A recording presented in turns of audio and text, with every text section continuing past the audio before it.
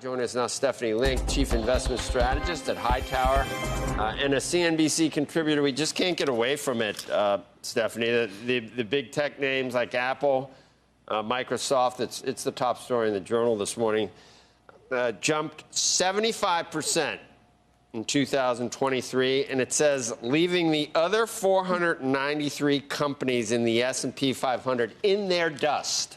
They left these other companies in their dust. Stephanie, it says that, so it must be true. But I see what they mean anyway.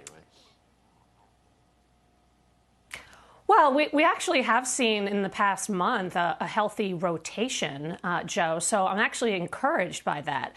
The equal-weighted S&P 500 has actually outperformed the market cap-weighted S&P by 200 basis points. So that's not crazy, but I do think it's encouraging. And the equal weight is still 13% behind the market cap weight year to date. So I think there's more to go, and that's pretty encouraging. And I think a lot of that is happening because the soft landing thesis is playing out, right? We're seeing lower inflation, decent growth. Last week, I thought it was really very encouraging in terms of the data, and that's why we rallied, of course. But, you know, you go from CPI from 9.1 to 2.8% on a 6-month annualized basis. You go on retail sales in the control group, the last 3 months running 4.4% SAR, and initial claims 4-week moving average at 213,000. That's something to cheer about, especially when you couple it with rates having peaked. I think all that sets up very well for better earnings for 2024 and a continuation in other stocks and sectors participating.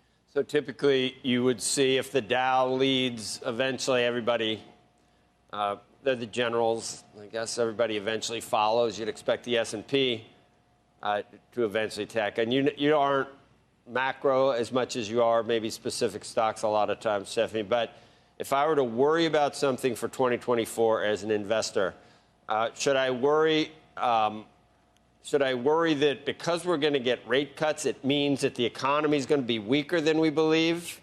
Or does it mean, should I be more worried that the Fed isn't finished right now and those cuts don't come and inflation stays? There's parts of it.